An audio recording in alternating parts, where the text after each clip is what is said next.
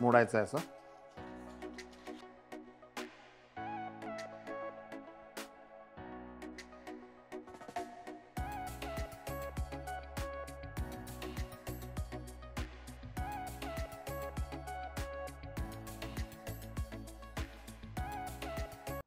नमस्कार, मास्टर रेसिपीजमध्ये सगळ्यांचं मनापासून स्वागत. आपण मागे एक मलिद्याचे लाडू पाहिले होते, आठवतं तुम्हाला? आठवत नसेल तर पुन्हा आयचं बटन दाबा आणि मलिद्याचे लाडू बघा. पण त्याच मलिद्याच्या लाडवाचा एक वेगळा प्रकार आज आपल्याला पाहायचा आहे आणि त्याचं नाव आहे मलिद्याच्या भाकरीचे लाडू. सगळ्यात पहिले आपण गहू भाजून घेऊ.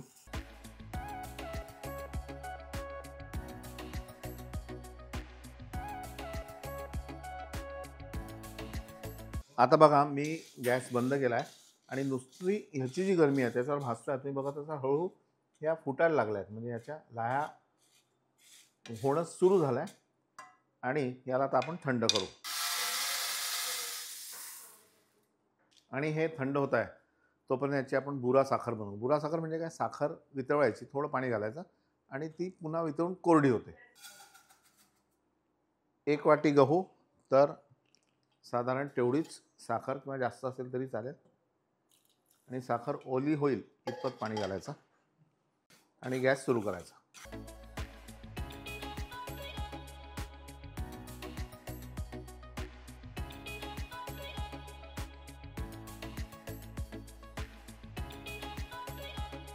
आता तुम्ही बघाल की ही साखर जी आहे ही थोडी एका लेव्हलपर्यंत पातळ झाली आणि आता पुन्हा घट्ट होते. ही बघा, ही आता कोरडी होते. हिला आपण थंड करू आणि तोपर्यंत आपले थंड झालेले गहू बारीक करून घेऊ.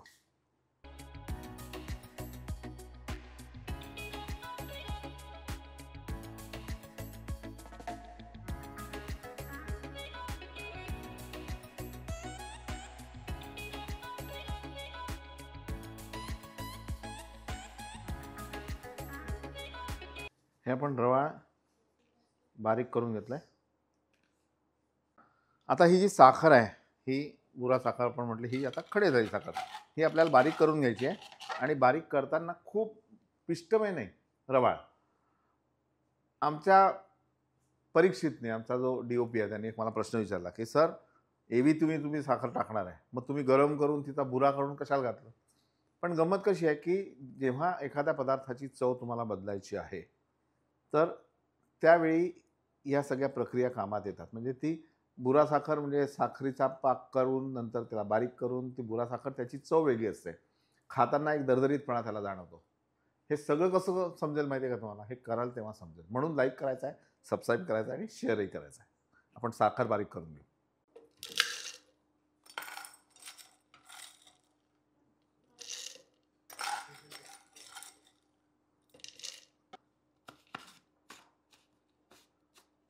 हिला बारीक करताना एकदम घ्यायची नाही, नाहीतर ती जास्त बारीक होते. थोडी थोडी घ्यायची.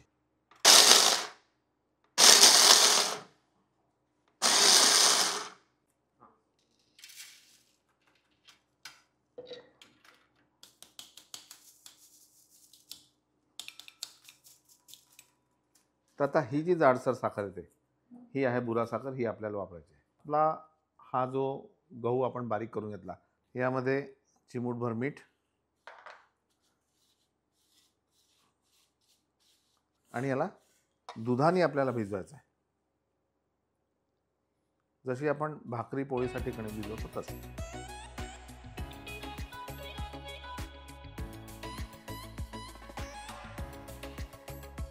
याला मळून एक 5 मिनिटं आपण ठेवून देऊ, कारण यातला रवा जो आहे किंवा जाडसर जी आपण कणिक वाटून घेतली ते दूर तील आणि नंतर पुन्हा आपण मळून घेऊ. 10 मिनिटानंतर हे पुन्हा कोरडं झालं आहे. आता यामध्ये पुन्हा आपण थोडंसं पाणी घालू आणि याला छान मळून घेऊ.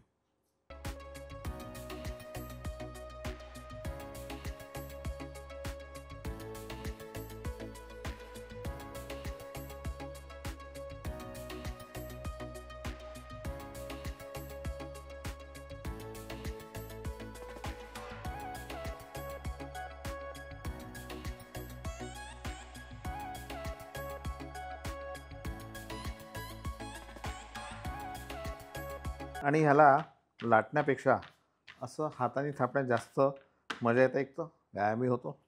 आता तुम्ही म्हणाल याच्यात कुठला व्यायाम, पण होतो. येस. आणि सोपं, उगाच मग लाटणं शोधा, पोळपाट शोधा. मी तर नेहमी असं करतो, कारण आपल्याला मोडायचं आहे, काय प्रॉब्लेम नाही.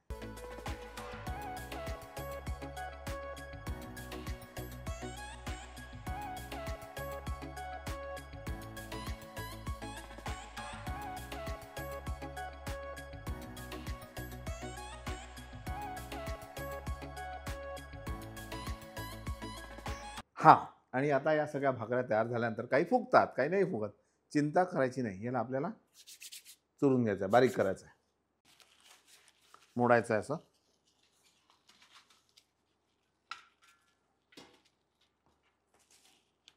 आणि नाही तर सरळ मिक्सरमध्ये बारीक करायचं.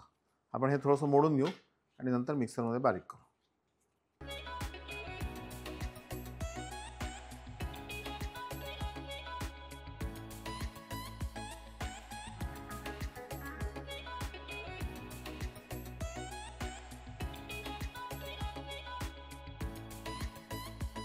आता यामध्ये बुरा साखर, त्या साधारण 2 ते 3 चमचे तूप,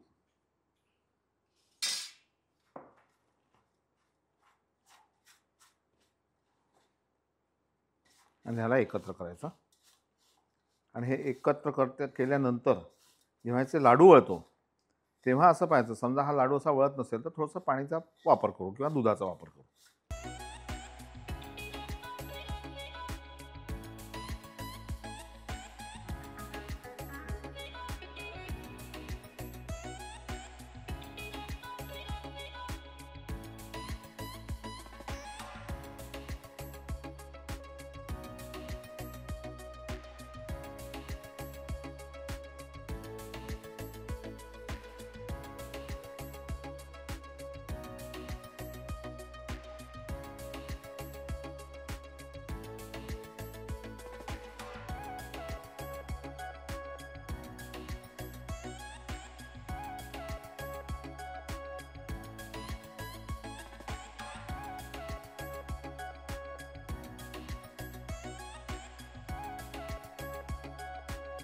आता कित्येक लोकांच्या मनात असेल की यामध्ये आपण वरून दूध घातलेलं आहे, मग हे टिकतील का?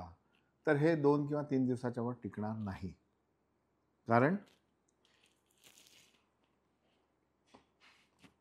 चवीला अप्रतिम. खाल्ल्यानंतर काय वाटतं माहिती का, की हे आपण उगाचच काजू कतली, त्याच्यानंतर मावा मिठाई किंवा अजून काय काय याच्या मागे लागतो. ते खा तुम्ही, मी म्हणणार नाही खाऊ नका, ते छानच आहे. पण हे सुद्धा ट्राय करा. आपली जी परंपरा आहे तर ती सुद्धा कुठेतरी पुढे आली पाहिजे. तर लाईक करा परंपरा आमचं चॅनल, सबस्क्राईब करा चॅनल आणि शेअर करा.